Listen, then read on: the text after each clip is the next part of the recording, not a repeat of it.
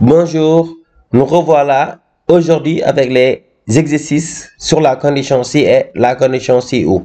Nous avons vu sur la vidéo précédente le cours sur la condition si et la condition si ou. Maintenant, nous allons voir ça dans la pratique. Je vous ai préparé 3 exercices assez riches pour vous permettre maintenant de maîtriser la condition si et la condition si ou. Donc, le premier exercice contient un tableau simple avec des calculs de remise. Le deuxième exercice, un tableau aussi simple qui va faire le calcul de chiffre d'affaires. Voilà. Et un troisième exercice qui contient la synthèse de tout ce que vous pouvez voir sur la condition si et la condition si ou. Donc, je vous demande de liker cette vidéo, de la partager avec vos amis et vos proches pour leur permettre de maîtriser la condition si, la condition si et la condition si ou. Donc, je peux le faire en 3 vidéos ou 4 parce que je voudrais vraiment prendre mon temps pour expliquer en détail les étapes de la condition si et de la condition si ou. Alors, attachez bien vos ceintures, on y va. Dans ce premier exemple, on nous dit que une remise de 5% est donnée à tous les grossistes qui ont plus de 1000 francs CFA de brut hors taxe. Donc là, il faudra remplir 2 conditions. La première condition, c'est d'être un grossiste. Ça, c'est obligatoire. Il faudra être un grossiste et à part ça, faire donc un chiffre d'affaires supérieur à 1000 francs, à 10 000 francs plutôt. Donc là, pour avoir la remise, il faudra être un grossiste et faire plus de 10 000. Donc, comme vous voyez, le premier grossiste, il peut avoir la remise. Par contre, celui-là est un détaillant, il ne pourra pas, le particulier non plus, ce grossiste non plus, parce que son montant ne dépasse pas 10 000. Donc, la condition si et va prendre en compte 2 paramètres. Et ces 2 paramètres doivent être vrais. C'est la raison pour laquelle ce deuxième grossiste-là ne pourra pas avoir la remise. Comment on pose la condition? C'est de mettre égal si. Je double-clique sur si et je mets est. Égal si est. Donc voilà. Si est, je vérifie est-ce que c'est un grossiste. Pour savoir si c'est un grossiste ou pas, je dois vérifier le type de client. Donc, le type de client, ici ça tombe, c'est vraiment au hasard que le premier est un grossiste. Ça pourrait être un détaillant ou n'importe quoi. Donc, je fais mon test parce que je suis sur la ligne numéro 2, que je vais faire mon test sur le deuxième type de client. Donc, c'est juste le fruit du hasard que j'ai ici un grossiste. Mais je vais cliquer quand même. Si ce type-là égale, je mets entre guillemets, j'écris grossiste.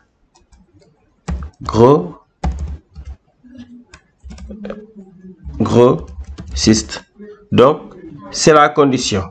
Je mets point virgule. Donc, regardez bien ici, test logique. Voilà, valeur logique 1, valeur logique 2. Mon premier test, c'est de voir si c'est un grossiste. Point virgule. Vous allez voir que valeur logique 2 sera en gras. Point virgule. Je vérifie le brut. Si ce montant-là est supérieur, Alt 62 à 10 000. Vous voyez que le 10 000, je ne l'ai pas mis entre guillemets parce que Excel connaît les nombres. Par contre, grossiste est du texte qu'il faudra mettre entre guillemets. Je ferme la parenthèse du est. Donc, pour ne pas l'oublier, toujours, avant la valeur si vraie, il y a une parenthèse qui vient. S'il s'agit de la condition si est. Donc, avant la valeur si vraie, il y a une parenthèse qui vient. C'est la parenthèse du est qu'il faudra faire fermer. Donc, si ces 2 conditions sont vraies, point virgule, je vais avoir 5% donc une remise de 5%. J'écris 5%. La remise est 5%. Sinon, le deuxième point virgule s'appelle sinon. C'est-à-dire, s'il n'est ni grossiste, ou bien si c'est un grossiste qui n'a pas 10 000, on va mettre juste 0. Je ferme la parenthèse d'ici et je clique sur entrée. Voilà, c'est normal. Lui, il a 5%. Je fais cliquer glisser pour incrémenter. Cliquer glisser. Et je vais avoir les autres résultats. C'est très normal. J'ai seulement cette personne-là et cette personne qui vont bénéficier de ces 2 taux parce que on a deux grossistes, seulement ces deux-là qui sont des grossistes. Je vais les mettre en gras. Voilà. Voilà. Vous voyez bien que la condition ci est simple. Hein? Je vais commencer par des exercices simples. Plus on avance, plus ça devient difficile. Maintenant, le montant de la remise, c'est égal. Brut hors taxe, multiplié par remise. Je clique sur Entrée. Et j'incrémente. J'en profite pour vous montrer comment formater des cellules en francs CFA. Ça vient en euros. Je vais vous montrer comment les mettre en francs CFA. Maintenant, net hors taxe égale ce montant-là moins le montant de la remise. Là, les vrais comptables le savent déjà. Voilà, le premier exercice est fini. J'en profite pour vous montrer comment formater en francs CFA. N'oubliez pas d'aimer la vidéo et de la partager. Donc, après avoir sélectionné des cellules, je fais clic droit, format de cellules. Donc, je vais aller rapidement parce que je l'ai traité dans d'autres vidéos. Format de cellules. Après format de cellules, donc je sélectionne, je fais clic droit sur la sélection. Je tape sur format de cellules. Et je clique sur personnaliser. Personnaliser. C'est très simple, très simple. Personnaliser, mon format personnel. Je glisse ici sur la fenêtre. Vous avez exemple, vous avez type. Je vais glisser tout à fait en haut. Je prends le troisième.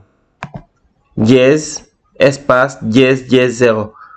Et je rajoute francs CFA entre guillemets. Donc dièse qui veut dire n'importe quel nombre. Espace, ça veut dire le séparateur des milliers. Entre deux dièses aussi, suivi de n'importe quel autre nombre. Le 0, ça veut dire si la cellule est vide, qui peut le remplacer par 0. Voilà comment on le fait. Et je rajoute le format francs CFA. Donc après le 0, guillemets, espace francs CFA. Pas espace avant. Espace doit être dans les guillemets. Donc, de toute façon, vous pouvez voir ça dans le cours dédié au format des nombres. Tout le monde a compris. Voilà, nous avons réussi le premier exercice. On y va pour le deuxième. Dans cet exercice, nous allons voir un exemple avec la condition si ou. Ici, on nous demande d'abord de calculer la prime. La prime égale à 3% si le chiffre d'affaires est supérieur à 11 000. Là, c'est la condition si simple. Hein? Je mets égal. Si, je double-clique sur si. Si le chiffre d'affaires, donc, je suis sur la deuxième ligne, je clique sur le deuxième chiffre d'affaires. Si le chiffre d'affaires est supérieur à 11 000, je tape point virgule. Si c'est vrai, on va prendre 3%.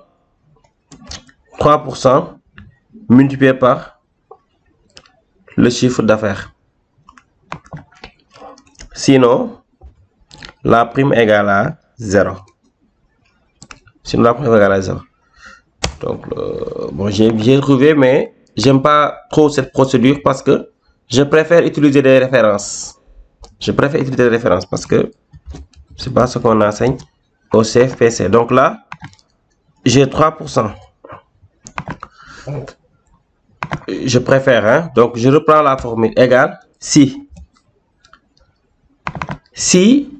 le chiffre d'affaires est supérieur à 11 000. Point virgule veut dire si vrai. Je prends 3%. C'est une référence absolue fixée. Donc si vous prenez une cellule en dehors du tableau qui constitue une référence, il faudra fixer la cellule. Donc fixer multiplié par le chiffre d'affaires. Sinon, 0. Et je clique sur Entrée.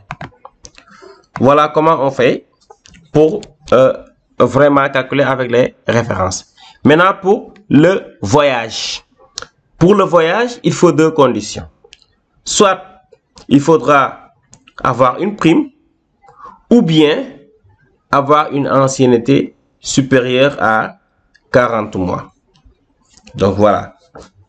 Si je tape la condition, tout le monde va bénéficier de la prime parce que lui, il a 40 mois, n'est-ce pas? Il n'a pas de prime. Celui-là, il a une prime. Donc voilà, là aussi. Donc je vais changer, je vais mettre 50 mois. 50 mois. Comment on va faire? Donc là, c'est la condition si ou. Égale si. Il faut ou la première condition ou la deuxième condition. Si ou quoi? Si l'employé a une prime, c'est-à-dire la prime est supérieure à 0, tout simplement. Si prime supérieure à 0, ça veut dire qu'il a une prime, n'est-ce pas? Ou bien, je tape point virgule. Donc, vous avez bien vu, au lieu d'avoir si et, j'ai cette fois-ci si ou. Si ou, la première condition prime doit être supérieure à 0. La deuxième condition, c'est ancienneté. Donc, valeur logique 2, ancienneté supérieure à 50.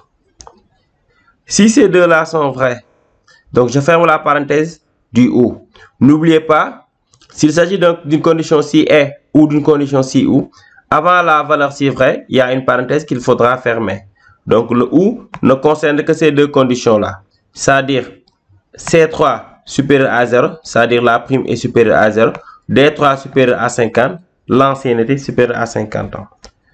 Donc, si c'est vrai, je mets dans la cellule voyage. Il va voyager. Voyage. Point virgule. Il ne répond pas à ces deux critères, ni le premier ni le deuxième. On va mettre pas de voyage. Pas de voyage. Voyage. Autrement dit, rester au Sénégal. Maintenant, je ferme la parenthèse d'ici et je tape sur Entrée. Donc celui-là, pas de voyage, c'est normal. J'incrémente voyage, il a une prime. Il n'a pas l'ancienneté, mais il a une prime. Voyage aussi. Et l'autre aussi, voyage. Pas de voyage. Pourquoi? Parce que dans la formule, j'ai dit ancienneté supérieure stricte à 50.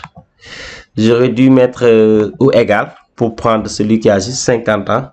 Ou bien, s'il a 51 ans, juste 51 mois, il va pouvoir voyager. Voilà. Parce que 50 est strict, le 50 est exclu. Voilà comment on fait la condition si ou. Si à la place on avait condition si et, il faudra avoir la prime et avoir l'ancienneté. Dans ce cas, personne ne va voyager. Donc, je vous remercie d'avoir bien suivi ce cours. Et je vous demande de suivre le troisième exercice parce que là, nous allons voir dans cet exercice beaucoup d'exemples de conditions si et, de conditions si ou et de conditions si et si ou cumulées dans la formule. Donc ça, c'est réservé à ceux qui sont vraiment des tops sur Excel. Donc avant de voir la vidéo suivante, je vous demande de tester cet exercice et de le comprendre, de partager la vidéo avec vos amis, vos proches, et leur inciter à faire des cours d'Excel parce que c'est très utile. Donc sur ce, je vous remercie. Je vous demande aussi de vous abonner sur la chaîne et je vous dis au revoir à la prochaine fois.